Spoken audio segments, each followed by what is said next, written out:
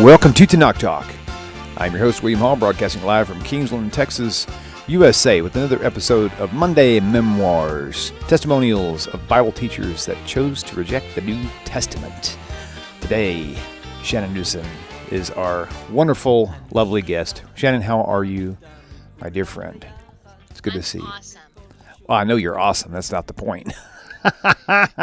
You are awesome, by the way. You're a very busy lady. And before we finish, I gotta get this orange headphones taken off my neck. That's really distracting. I hang myself with them. Yeah, you're a very busy lady. And but before we actually end this this whole thing, I would like for you to let people kind of know what you're involved in, on your day-to-day basis there, because the work you're doing is very much necessary. Yeah, it's good stuff. So very good. Now I've got to pull this up. I had it up a minute ago and I closed the screen. I tell you what, man, if it wasn't for sense, I wouldn't have any sense at all sometimes, I think. I shouldn't say that about myself.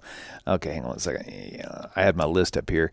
I'm trying to be all perfect, like the people. A lot of viewers really like to have a very set of questions, and I've got them. I just forgot to put them on my screen where I could read them off. I'm fixing to do that now. So, but to start off with, I kind of know what the first question is supposed to be anyway. Besides, I think I just found it here. 1 second. How do you make that bigger? I have no idea how to make that bigger. What in the world? Oh, I have to open that in Messenger. Wasn't that just a bummer? Okay, well, yeah, how about that? I was very excited to be talking to you because I've never done this before. I've given my story to a lot of people, but it's always been a Jewish audience because they seem to be like fascinated with the fact that somebody would choose Judaism. But I've never actually been able to give my story to people who know where I'm coming from and who like share the same experience and have been through it or are going through it now. So this is going to be different. And I don't have to like explain to you what evangelical means or right, like basic Christian terminology. So that's going to be kind of neat for me. That's so cool. That's so cool. Oh yeah, I do know how to find them. I can't open it up on my other computer for some reason, but I can do it on my phone using Skype because I actually sent that list to you anyway. I sent that to you on Skype, right? If I'm not mistaken. The list of... Oh, yeah. Okay, I've got it right here. Thank you. Oh, my memory works sometimes. Okay, so here we go. Are you ready to kick this thing off? Let's do it. Let's get busy. Okay, so all this will fall into your overall introduction because a lot of this will overlap. So you'll have an opportunity to give a thorough introduction with answering these questions. So, all right, first question. Do you have any history? One more thing. Yes. I wanted to talk about your thing, what you have going on, because my journey began like over 15 years ago. Okay.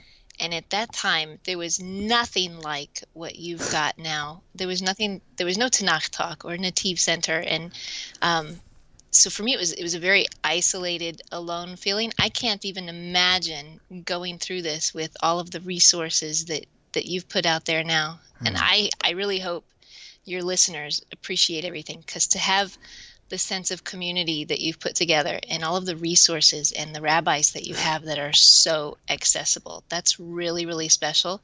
And I hope they appreciate it and realize what a blessing it is that you've created this. It's really amazing.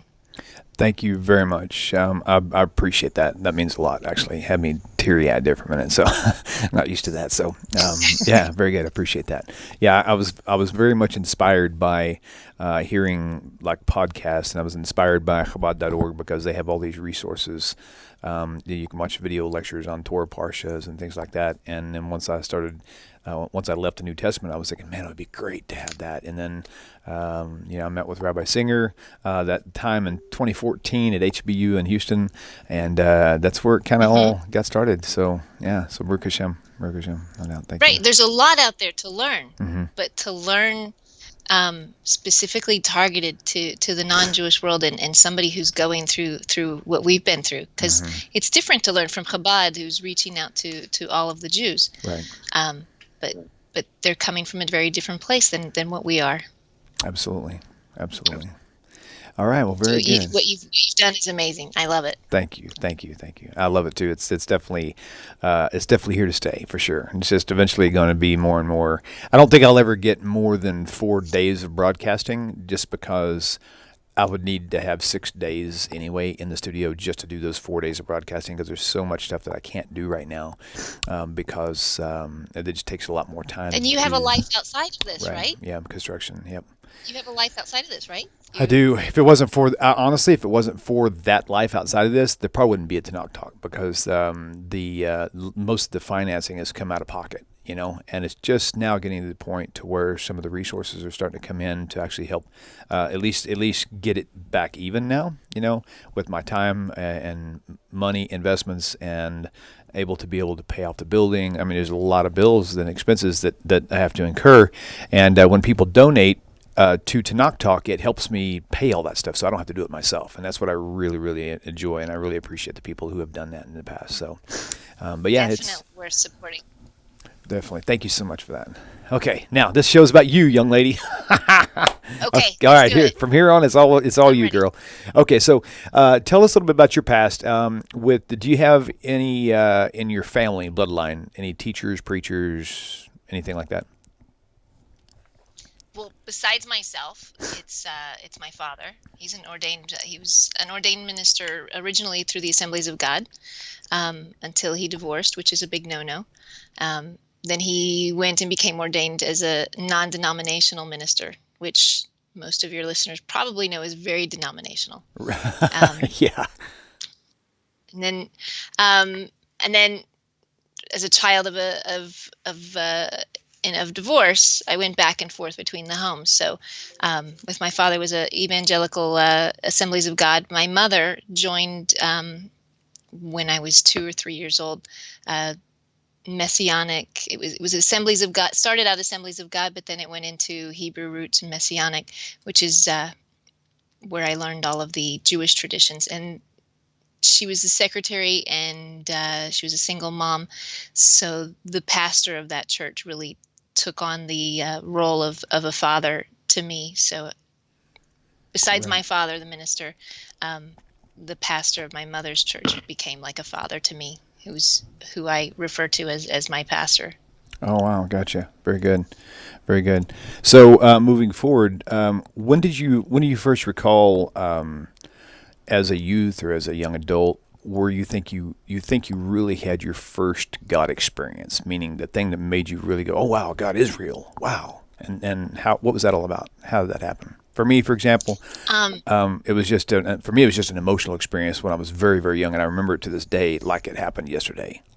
Just to give you an example. Right. I don't have a profound experience of finding Jesus moment. Christianity wasn't really a choice. It was something I was born into, and I just always felt connected. There was never, ever a question, a doubt. There was never any time that I felt like now's the moment. It was just always there. In fact, my mother likes to tell people that I was speaking in tongues before I could walk. She describes how I would go banging up and down the hallway in my walker with my hands raised and screaming gibberish at the top of my lungs. Of course, I was imitating my father, who did exactly that. That's how he prayed up and down the hallways. That's funny. And growing up, I wasn't the rebellious type. I was a goody preacher's kid, and I always wanted nothing more than to be a good Christian and to follow whatever path God had planned for me. So there wasn't really a profound experience that brought me to that. It was just always there. Wow, very cool.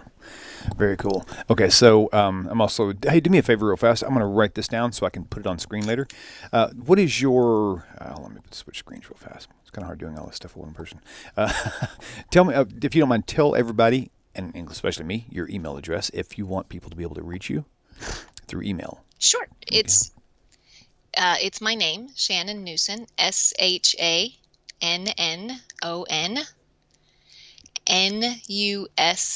NUSZEN okay. @gmail.com. That was really difficult. A lot of N's. .com. Got it. Okay, cool. All right, I'll put that up here in just a second. Okay, so going on to the third question. At what age did you, I got to sneeze really bad. That's awkward. Wow. Okay. If it gets quiet, you'll know exactly Say why. you say mayonnaise. When you say mayonnaise, all of a Mayonnaise. sudden it goes away. Man. Oh, no, it made it worse. Oh, God. Okay, I'm going to see if I can get this question Let it now. out. I know, right? Hang on a second. Oh, my gosh. Wow. I'm like taking my palm to my nose and rubbing my nose to see if I can get it to go away. Okay, good. Okay, question 3. At what age did you consider actually becoming a teacher of the New Testament? Um, well, as a preacher's kid, when the doors of the church are open, you are there. And whether that's services, prayer meetings, missionettes, which is like Christian Girl Scouts, there's choir, whatever it is, you're involved. And I was involved in all of it.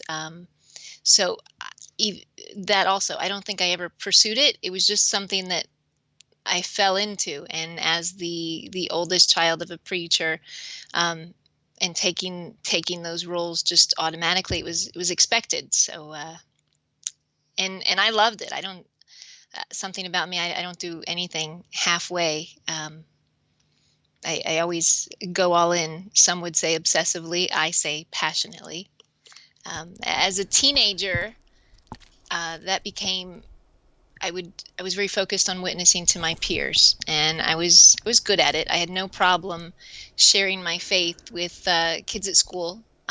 My father would be invited as a guest lecturer or a speaker at different churches, and he would speak to the main congregation, and I would speak to the youth. And what I spoke about was how to start Christian student unions in their schools, how to create Christian clubs, and how to share Jesus with their peers and invite other teenagers to church meetings. So I guess it really started when I was a teenager. I think I stepped away when I started to have children, but then as an adult, I I got more into the Jewish roots and the Messianic movement, and of course, I always felt like there was a call to the ministry, and it just was it was the direction that my life always took. But it was different when we get involved into the Hebrew roots and the Messianic movement, because there, as you know, there's a tremendous focus on converting Jews. It's all about evangelizing the Jewish people, which I was trained very young to be a missionary to my peers, and it was very easy to say, yeah, everybody is with sin, and the only way to get forgiveness of sin is Jesus. But I found it very different. You had to almost retrain and learn a whole new technique to convert Jews, because it was a totally different thing. So that was what I started to do as an adult. Oh, okay, that's pretty. That's I lose you. so. Actually, I turned up the wrong knob. I always have to turn it down because I'm wearing this headset boom, and every time I turn my head, the cord rubs on the collar, and you can hear it just constantly making noises like this the whole show. And I'm like, just turn it down. So, but there's like 6 knobs here, and I turned down the wrong one. I turned up the wrong one. So let's just So hope I guess the point is, it was just always. So I started as right. a teenager, and then as an adult, it just focused more towards the Jewish people. Okay, very good. Good question. Good answers. I was the same way. I mean, I was. A lot of people said, "You got a big mouth," and I'm like, "No, I just like to talk a lot." And so everybody tells me, I've never met a stranger, because like it didn't matter if I saw somebody for the first time in a restaurant, I would just go, "Hey, man, how are you doing?" I was always real. I don't know. It was just really easy to connect with people. So witnessing was a very huge part of my walk as well back then. So. Okay, let's see what we got. All right. What do you think the very first topic was where you saw a possible problem with the inerrancy, of the New Testament? That took quite a while. I had absolutely no doubt that Christianity was the only way. It was the truth. It was the only way I could live my life, and I had absolutely no doubt. And it was just originally it was just about retraining myself as a missionary, because my focus had to be towards the Jewish people now, and that was totally different. And the only way to be a missionary to the Jewish people was to learn all of the prophecies. So I happen to have a knack for memorization, so I got that Prophecy Edition Bible, and they have it all charted out. They have the Old Testament prophecy and the New Testament fulfillment. So I went verse by verse, memorizing every prophecy Wow. and how it was fulfilled. And when you go verse by verse like that, and it becomes more clear than ever. Absolutely. How can the Jews possibly reject this? Because there's no doubt that Jesus fulfilled every single one of these prophecies. And it just reaffirmed my faith at first. And of course, this book was written by Christian authors, obviously. Right. For sure. So they told you exactly what the scripture was and how to interpret it. Basically, they told you what it meant. Right. I memorized each verse and which prophecy it fulfilled, and it all lined up, and it was perfect, and I had no questions. And I was convinced that the only reason any Jew would reject this is because they simply refuse to look at it. And if I could just get them to look at it, that they would see it just as clearly as I did. So that was what I did. Unfortunately, it worked, and I was pretty good at it with some of the less educated secular Jews that weren't so affiliated. They did become Christians, which I regret that very much. Right. But my problem came about when I would encounter Orthodox Jews or more educated or ones that had a good religious background. I want you to continue on. When I came around. I want you to continue telling the story. I want you to continue telling this very part of the story, but I'm going to insert a question for you to blend in there with it. From the first time that you really got saved, whatever age, until the time where you started seeing problems with these rabbis, with people who were actually educated, roughly how much time span did you spend in Christianity? So, and then, yep, go ahead. In Christian, I was 28 when I left, so 28 years. Gotcha. Yeah, because you were in it from birth. That's right. That's a good point. Okay, so tell us, continue now. When you encountered these rabbis or these people who were educated Jews, that's when you started seeing religious Jews. I would encounter religious Jews, and they loved it. They were like, of course, probably like after everything you've learned now, and you get a Jehovah's Witness coming to your door.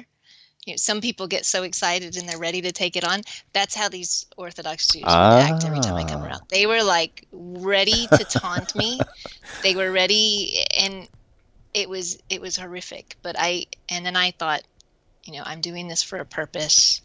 Yeah, I would do it, and I would take on all of their taunting and. Do you remember the first time that you did that, and do you remember what you discussed with them and how you felt about their answer? Or any, for that matter. They seemed to be ready for me, and that surprised me. It was like they knew what was coming, and they knew what to throw back at me. And what they threw back at me was the surrounding verses or the chapter, or that it was out. And I thought that was ridiculous. They'd tell me that it was taken out of context, that it was mistranslated, or whatever. I said, they clearly don't know, and they're just regurgitating what they've been told. But I said, I just somehow have to get them to look at it the way I look at it, and they'll see. So, and I guess that is, that's where my idea was, I said, I clearly don't know it as well as I should. Okay. And when they would I think if you watch some of the videos, the Counter-Missionaries, when they say Isaiah 53, and then Tovia will tell somebody, but what does Isaiah 52 say? And of course, we don't. Knows, right? The Christian doesn't know. So I said, I clearly have to go back and learn a whole lot more. I have to not memorize just the verse. I have to know every verse around it. I have to know the whole chapter. I have to know the whole book if I have to, right. and I'm going to do that. So I went back to do that in order to be able to to counter these Orthodox Jews, and I felt so stupid. I was reading the whole chapter or the whole book, and then everything kind of fell apart and just didn't make sense at all, and I had no idea why. I felt like an idiot. I went to my pastors. I went to the people. I was in a training group to learn, and I kept asking the question. I said, but it doesn't make sense anymore. It made sense before. It was so clear before, and now it's not. And you get the normal answers that you get. And That's insane. anyway, my idea was, okay, they clearly have armed themselves with responses, and they're getting those responses from somewhere.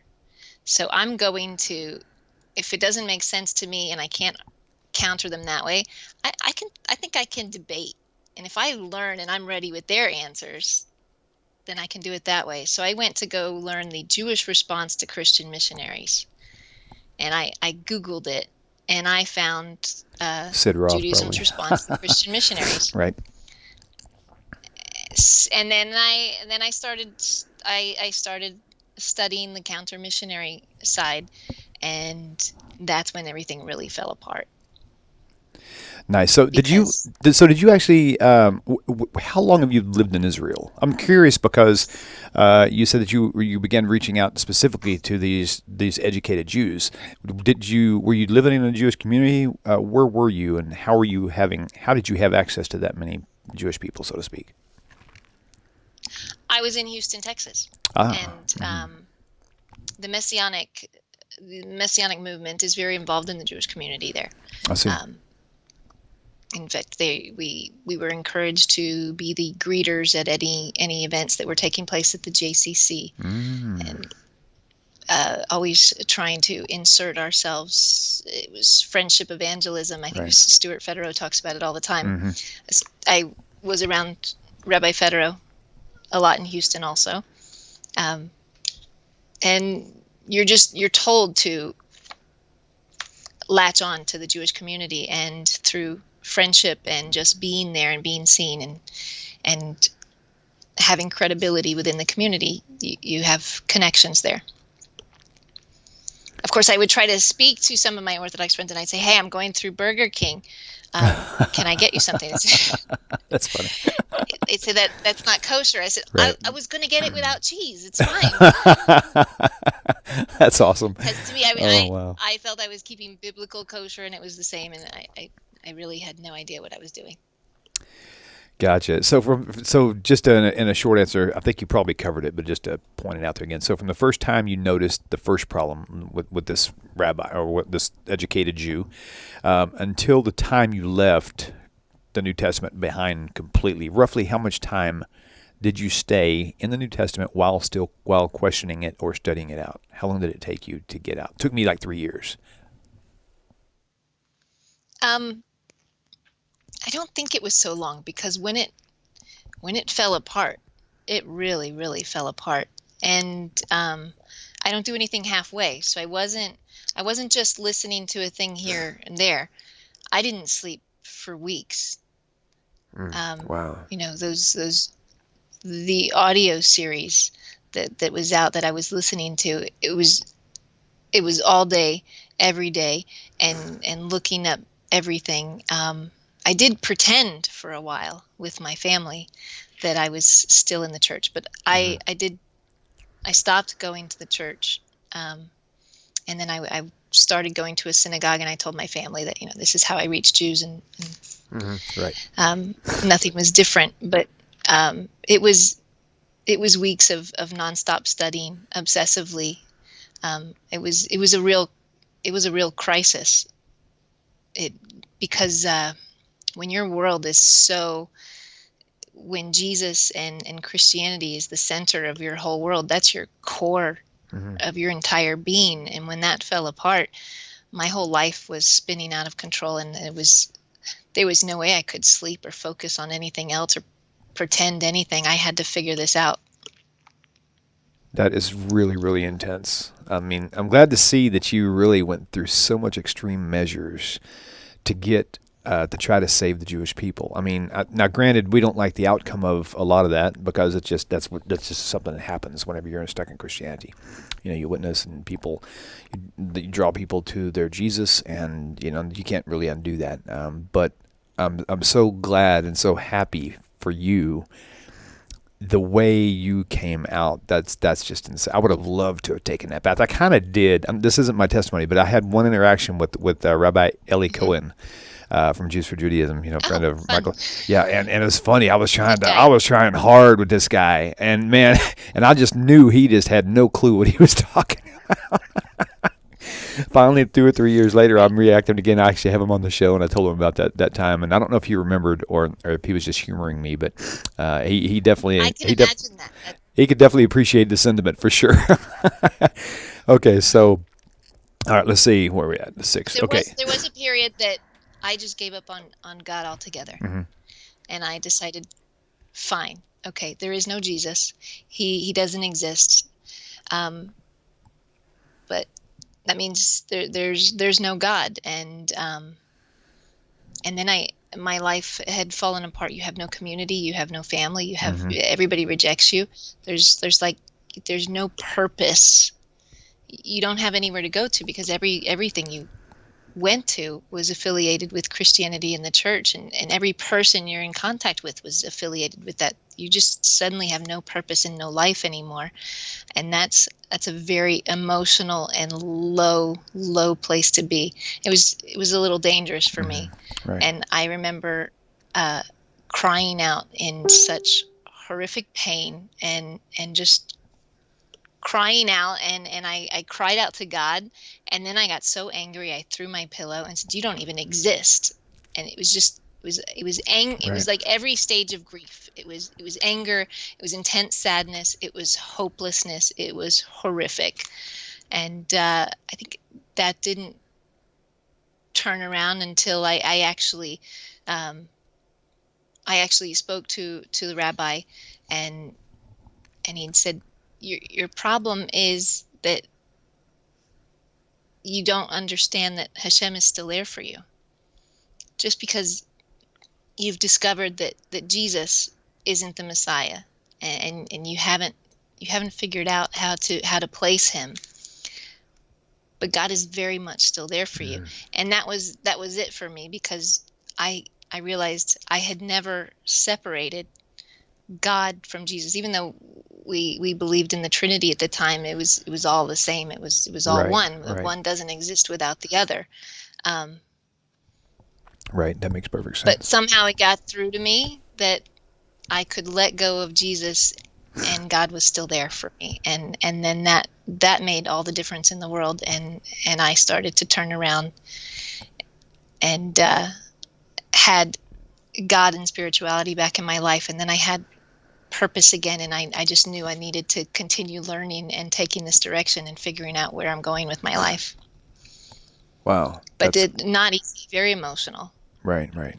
Golly, I couldn't even imagine. I mean, I didn't have to go through that because I didn't actually go to the point of just ridding of God completely. It was just, I realized, I was actually, the way I was studying it was like, well, I know God exists. And so I was detached enough from Jesus by that point 3 years later. Now I'm thinking if it happened in a matter of 3 to 6 months or something like that, it probably would have had a lot heavier impact on me. But during that time, I was able to find out, that there is a separation, and it was safer for me that way. I couldn't imagine going through it the way you did. So what would I had a couple more questions, but we kind of interlaced the answers already in there, so I'm not going to ask those again. So we're kind of keep going. Yeah, we definitely.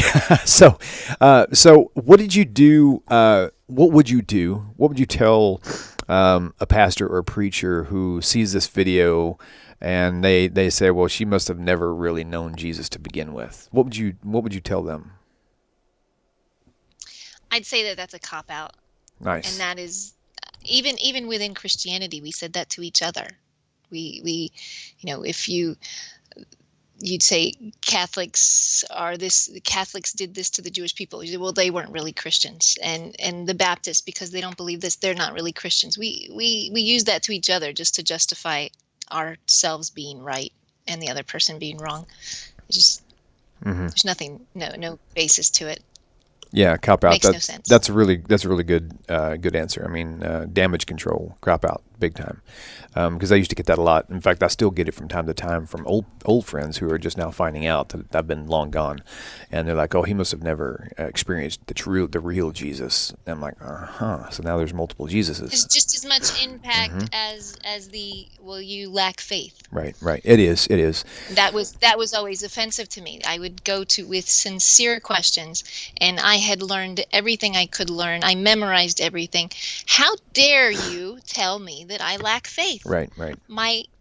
I live and breathe my faith. I don't lack faith. I'm not understanding something right now, but don't tell me I lack faith. I guess that's what I would tell them. Yeah, you were definitely not a C&E Christian, Christmas and Easter type of a person. You were like every day, day in, day out. All day, every day. Right, It was the only thing. I lived and breathed it. Right. Did you have access to? I'm throwing this in there because I was just curious myself. Did you have access to the Hebrew, or did you come to the knowledge of all this stuff just by reading it in the English? Because for me, I didn't even know Hebrew at all until I saw the problems, and I was like, oh my God, this is horrible. I got to find out what it really says. And then I started studying Hebrew. Did you have access to the Hebrew then, or did you learn this also through just like the KJV or whatever the English translations? How'd that work? No, for sure, I am Hebrew challenged. I've been here in Israel for 5 years now. Gotcha. I'm still very Hebrew challenged. Gotcha. But I did learn some of the Hebrew through the Messianic movement, and of course they insert Jesus into everything that's Hebrew. But then I would learn like the words that were mistranslated. And they're clearly mistranslated. But as far as learning the Hebrew language and being able to read the text in Hebrew, now I've not accomplished that. But thank God we have Art Scroll and so many dependable resources that are in English. Right. One day I do hope to be able to read and understand the Hebrew originally, because we all should. That is the only way it should be learned. Do you have a favorite now? Do you have a favorite? Because I have a handful myself. Do you have a favorite verse or a few verses that are from the Tanakh that you use as a first response to people sometimes, if you have the opportunity? I think the first ones that I learned, the ones that made the most impact to me, I assume would have the most impact to others. So those are the ones that I use. There's one in Matthew. He says, out of Egypt. Right. Yep. I've called my son. Out of Egypt, I called my son. Right. And then in the Exodus. Christian Study Bible, if you tell them to look it up in the Christian Bible, because that's what they depend on. In the Christian Study Bible, it tells you where I believe it's Hosea, where to look for. And then they go to that, and it clearly says it was Israel. Right. Nice. Yeah, and it was Israel. I called Israel out of Egypt. It was talking about the Exodus. So it was clearly taken out of a context and with an agenda. And then there is the Koari, the Psalms, which says the company of evildoers have surrounded me, and like lion, they're at my hands and my feet. They pierced my hands and my feet. Right. To show that pierced isn't referred to in that way anywhere else, and then it's only there that. So I think. So to clarify for the pointing viewer, out to people that there's a clear agenda with that mistranslation. So there's no other reason it would be mistranslated other than to make it appear that way. Those are just a couple that are like just. Those are really good clear. ones, yeah, for sure. And so to clarify for the viewers who are maybe Hebrew challenged as well.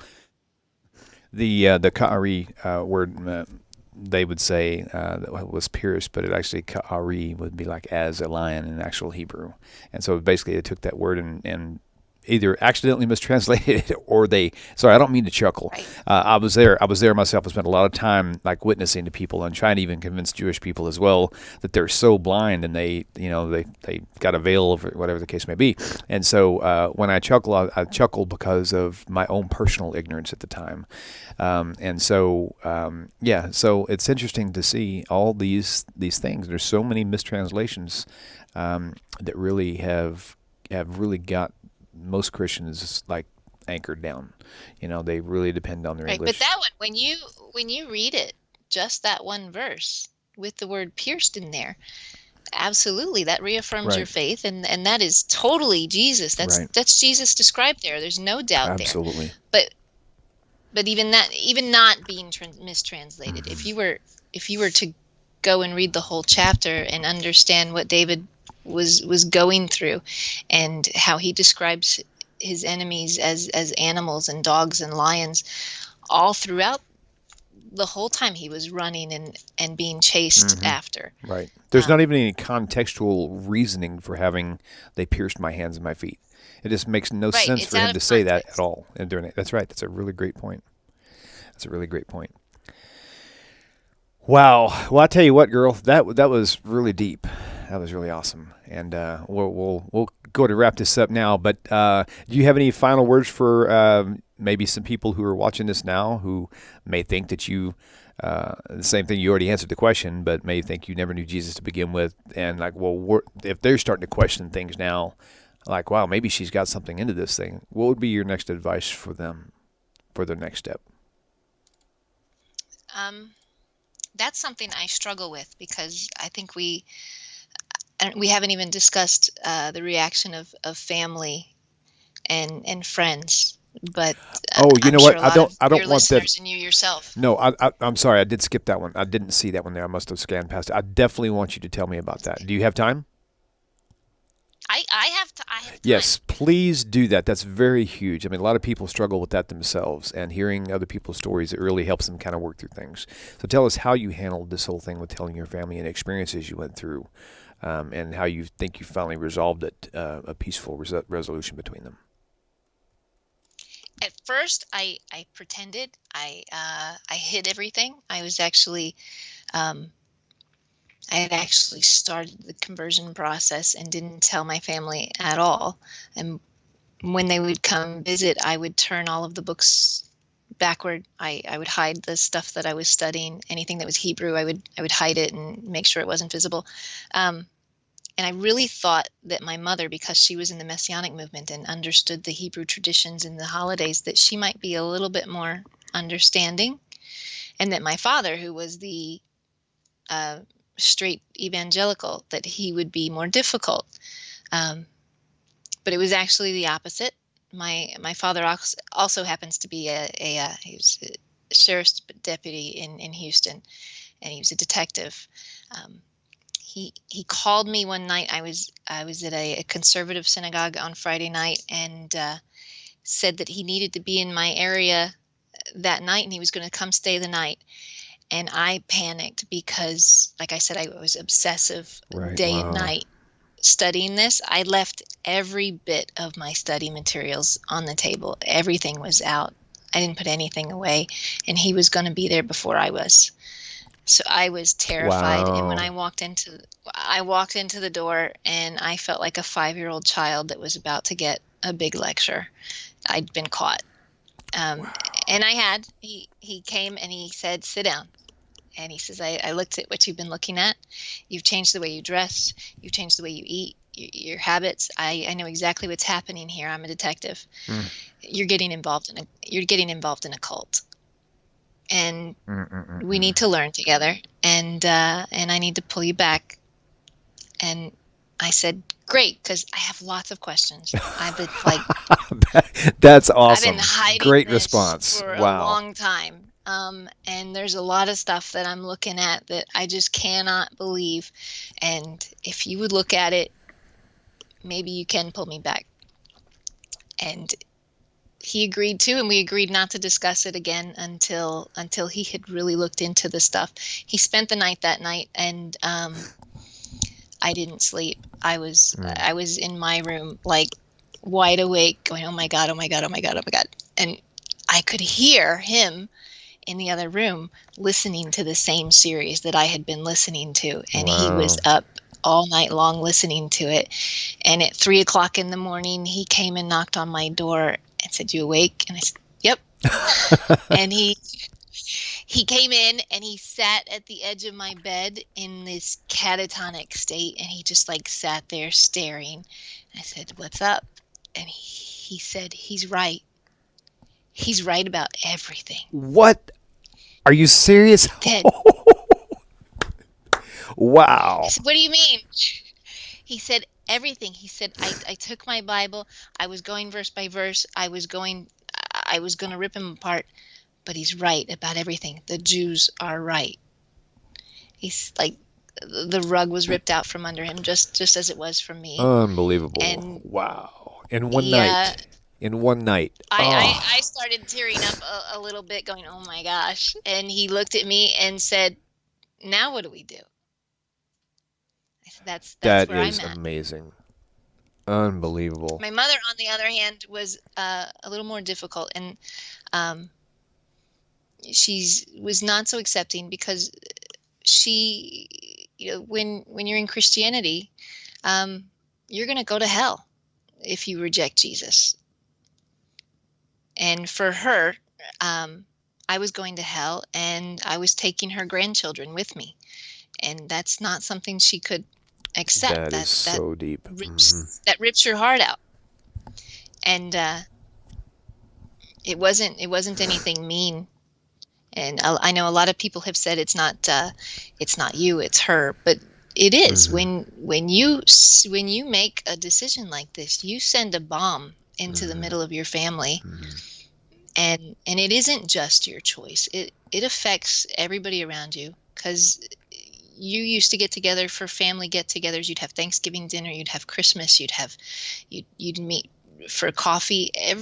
Everything you do as a family is affected when you make this decision. So it wasn't just her. It really tears a family apart. Wow. That is so intense. Oh my gosh. Just friends the same way. You have friends that that you try to explain this to, and they of course don't understand. And at first, I had told friends that we can still get together for coffee. You can still come to my house, and you can go to church and then come after, and we can like hang out together. I'll go to your house.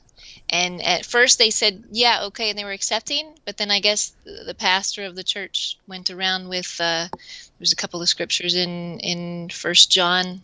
This is somebody who denies Christ is the Antichrist.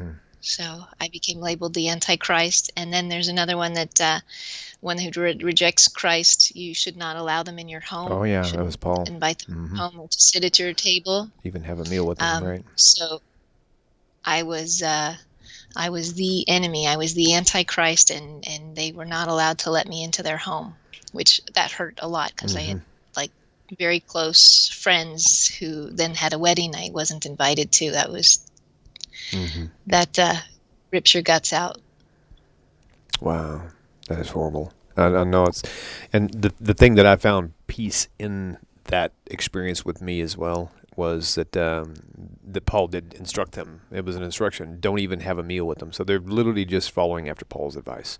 And so Right. I found a little bit of peace in that, and just said maybe one of these days they'll come out of it. Wow, that is so cool. Okay, so now the question I was trying to project to, we almost skipped this one. I'm glad we did not. That was, oh my God, that was such a rich part of this testimony. Wow, thank you for going into that. So your advice now for anybody who has stumbled across something troubling about their New Testament. It's a big deal, and it is not easy. And make sure you're ready to fully commit to it, because it changes your whole life. I have friends that I care very, very much about that are in Christianity, and I know they have, it's a couple with children, and one of the spouses is looking into it and would ask questions.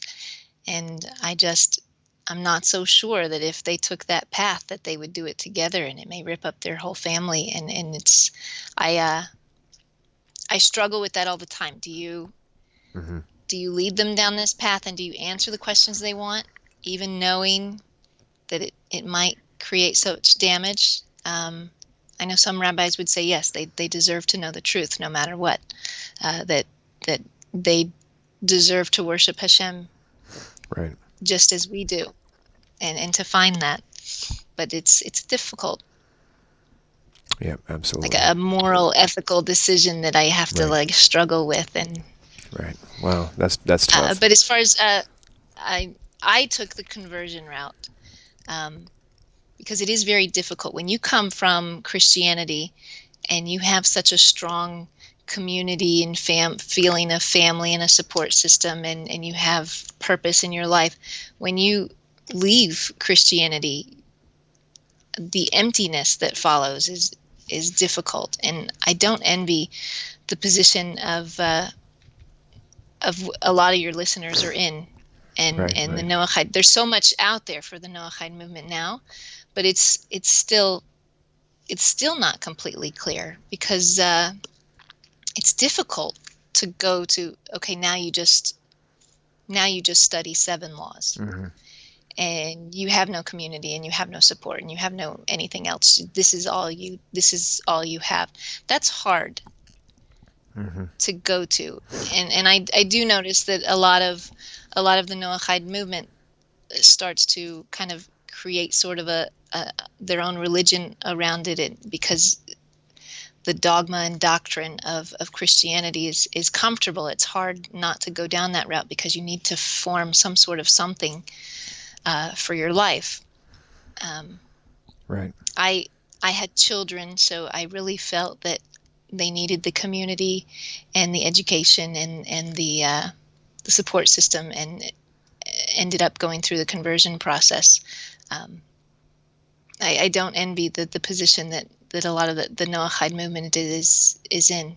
Thank God it's growing, and there's a lot becoming available now. But it's not an easy place to be, especially coming from what we came from in Christianity. It's hard to go to nothing.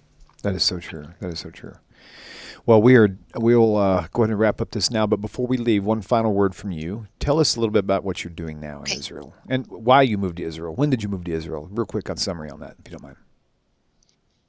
Okay, while I was in Houston, you're in Texas. You probably know Texas is a hotbed for missionary organizations. A lot of the organizations that are operating here in Israel are headquartered in Texas, and I happen to have been affiliated and worked with many of them. So when I came to Judaism, I joined a organization called Jewish Israel, and it was exposing the agenda of missionaries that were operating in Israel, pretending that they were not out to convert Jews. But of course, I was working with them in Houston. I knew very much that they were. So I would provide information to the organization, because when a missionary is working in Israel, they'll say one thing to the Jews, but then when they're fundraising in Houston, Texas, in one of the churches, their mask comes off, and they talk about how many Jews they reached and how they're doing it, and what their technique is, and they show videos, and they tell you stories of testimonies of people who have accepted Jesus, and that is what the Jews don't see. And they form partnerships and relationships with them, and then they give them a foothold in Israel, not knowing that was what their true agenda is. So that's what I did when I was in Houston, which is any Noahide out there that would like to do the same. That information is definitely needed all the time. And then when I came here, it's been more and more the I think you see it all the time. The evangelicals are fully embracing the Jewish people, which is awesome on one side. But for us who know that it doesn't come without strings attached, and that there very much is an agenda, it's dangerous. So explaining that danger to the Jewish people is important, and that's something I do, and Gavriel Sanders, who you also have. We can speak from I've been there, I've done that. I know what I'm talking about. This is what I did, and this is how I did it, and this is what this organization does, and this is what they believe. So explaining, because the Jews don't need to learn the New Testament and all of Christian theology and what the different denominations believe. The fundamental belief of Christianity is that you have to convert everybody, and Jews most important. But that's so. Going in and telling them I've been there, I've done that, and I know, and this is what this is about, and then rabbis can speak for the Jewish part of that. But that's what I do here in Israel, is speaking to Rabbanim and Jewish organizations that are thinking about or have already partnered with evangelical Christians and have a foothold and are direct providers of a lot of things here in Israel. Very nice. Shannon, it's been such a pleasure having you on. What a wonderful testimony. I'm so glad you were able to share that with us. Thank you very much. And so, people, thank you for tuning in. Thank you. Awesome. Oh, that's really loud. Holy cow. That scared me. So I'm going to put on your screen, guys, for just a moment. There's some 4 counter-missionary books out there that you've got to have. They're really, really great. On the screen, you'll see Judaism and Christianity, A Contrast by Rabbi Stuart Federow. Revealing Matthew's Secrets by a good friend, Jason Lacrosse. Rabbi Federow is also a dear friend. All these people are really good friends of ours. Leaving Jesus by James Wood Jr. Amazing little stick of dynamite. And, of course, you've got the Borderline Encyclopedia from Rabbi Tovia Singer. Let's Get Biblical, 2-volume book set. The audio files are available. CDs are not. Go to outreachjudaism.org, and you can find those audio files in the free audio section at his website. So until later, guys, I hope you guys have a wonderful week, and look forward to seeing you guys on the next show, which is going to be happening here in just a few more hours. Sit tight, and I'll see you soon. Take care. Shalom, shalom, everybody.